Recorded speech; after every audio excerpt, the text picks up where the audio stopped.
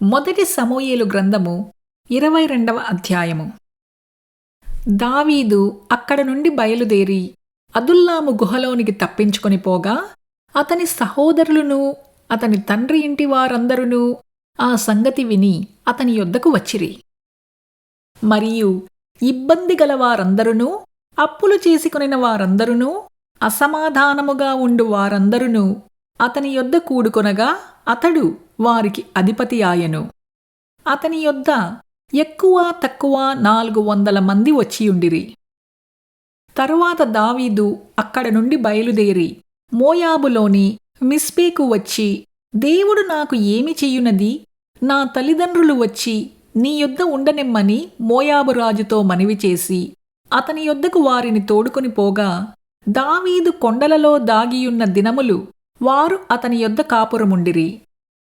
మరియు ప్రవక్తయగు గాదు వచ్చి కొండలలో ఉండక యూదాదేశమునకు పారిపొమ్మని దావీదుతో చెప్పినందున దావీదు పోయి హారెతు అడవిలో చచ్చెను. దావీదును అతని జనులును ఫలాని చోట ఉన్నారని సౌలునకు వర్తమానమాయెను. అప్పుడు సౌలు గిబియా దగ్గర రామాలో ఒక పిచుల వృక్షము క్రింద దిగి ఈట చేత పట్టుకొని ఉండెను.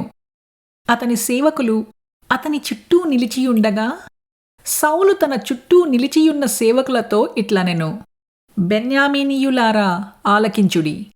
యెష్షయి కుమారుడు మీకు పొలమును ద్రాక్షతోటలను ఇచ్చునా? మిమ్మును సహస్రాధిపతులుగాను శతాధిపతులుగాను చేయునా? మీరెందుకు నా మీద కుట్ర చేయుచున్నారు? నా కుమారుడు యెష్షయి కుమారునితో నిబంధన చేసిన సంగతి మీలో ఎవడునూ నాకు తెలియజేయలేదే. నేడు జరుగునట్లు నా కొరకు పొంచియుండునట్లుగా నా కుమారుడు నా సేవకుని ఉరికొలిపినను నా నిమిత్తము మీలో ఎవనికినీ చింతలేదే. అప్పుడు ఎదోమీయుడగు దోయేగు సౌలు సేవకుల దగ్గర నిలిచియుండి, యెష్షయి కుమారుడు పారిపోయి నోబులోని అహీటూబు కుమారుడైన అహీమెలకు దగ్గరకు రాగా నేను చూచితిని.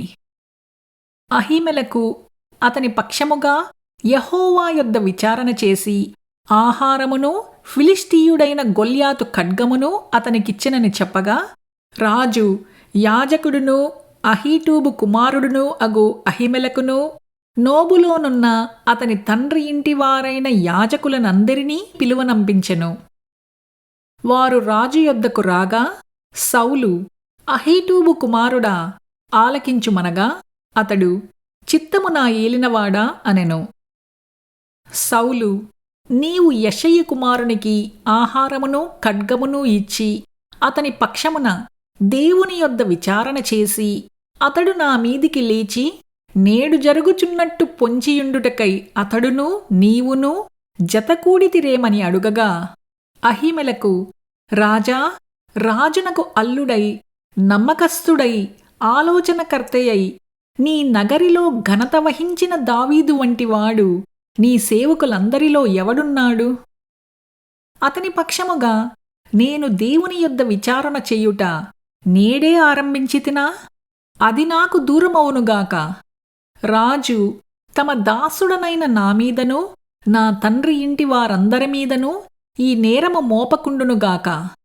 ఈ సంగతిని గూర్చి కొద్ది గొప్ప ఏమీయు నీ దాసుడనైన నాకు తెలిసినది కాదు అని రాజుతో మనవి చేయగా, రాజు అహీమెలకు, నీకును నీ తండ్రి ఇంటివారికందరికిని మరణము నిశ్చయము అని చెప్పి, యెహోవా యాజకులగు వీరు దావీదుతో కలిసినందునను అతడు పారిపోయిన సంగతి తెలిసియు నాకు తెలియజేయకపోయినందునను మీరు వారి మీద పడి చంపుడని తన చుట్టూ నిలిచియున్న కావలివారికి ఆజ్ఞ ఇచ్చెను.